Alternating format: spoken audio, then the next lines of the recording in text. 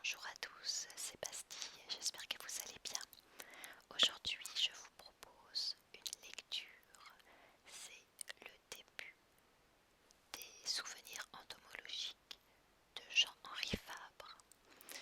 Et c'est la première partie de l'histoire du scarabée sacré que je vais enregistrer, que j'ai enregistré intégralement pour mon compte Bandcamp, donc que vous pourrez retrouver là-bas dans pas trop longtemps, j'espère. Alors, Jean-Henri Fabre était un entomologiste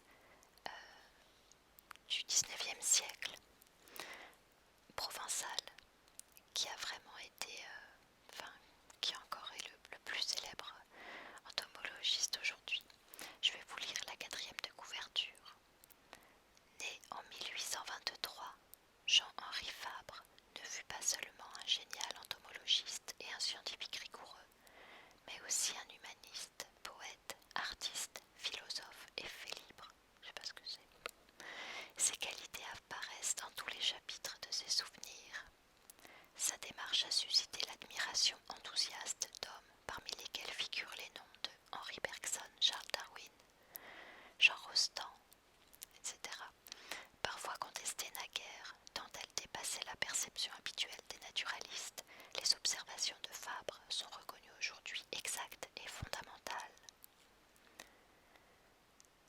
Fabre nous offre ici des pages écrites pour être lues dans les sphères les plus diverses et à tous les âges. Voilà. Donc c'est très agréable à lire et c'est vraiment accessible à tout le monde. Donc pour tous ceux qui aiment la nature, qui veulent découvrir le monde parallèle au nôtre et aussi riche des insectes, eh bien c'est une lecture qui j'espère leur plaira. Voilà, je vous laisse et je vous dis à très bientôt. Salut! Bonjour, c'est Bastille, j'espère que vous allez bien. Je vais vous lire les souvenirs entomologiques, études sur l'instinct et les mœurs des insectes de Jean-Henri Fabre. C'est parti. Première série, premier chapitre, le scarabée sacré. Les choses se passèrent ainsi. Nous étions 5 ou 6, moi le plus vieux, leur maître, mais encore plus leurs compagnons et leurs amis. Eux, jeunes gens à cœur chaleureux, ariants d'imagination, débordant de cette sève printanière de la vie qui nous rend si expansifs et si désireux de connaître, devisant de choses et d'autres, par un sentier bordé d'yèbles et d'aubépines, où déjà la cétoine dorée s'enivrait d'amères senteurs sur les corymbes épanouis. On allait voir si le scarabée sacré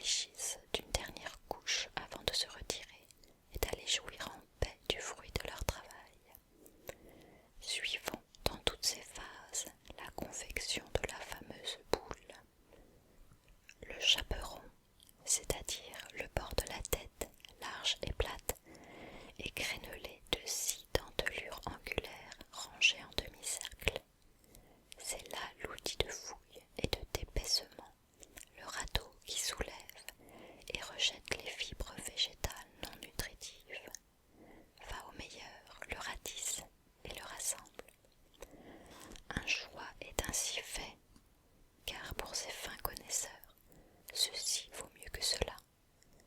Joie par à peu près, si le scarabée s'occupe de ses propres victuailles, mais d'une scrupuleuse rigueur, s'il faut confectionner la boule maternelle, creusée d'une niche centrale où l'œuf doit éclore. Alors, tout brin fibreux est soigneusement rejeté, et la quintessence stercoraire seule cueillie pour bâtir la couche interne de la cellule. À sa sortie de l'œuf, la jeune larve trouve ainsi, dans la paroi même de sa loge, un aliment raffiné qui lui fortifie l'estomac et lui permet d'attaquer plus tard les couches externes et grossières. Pour ses besoins à lui, le scarabée est moins difficile et se contente d'un triage en gros. Le chaperon, dentelé, éventre donc et fouille, élimine et rassemble un peu au hasard. Les jambes antérieures concourent puissamment à l'ouvrage. Elles sont aplaties, courbées en arc de cercle, relevées de fortes nervures et armées en dehors de 5 robustes dents. Faut-il faire acte de force, culbuter un obstacle, se frayer une voie au plus épais du monceau? Le bousier joue des coudes, c'est-à-dire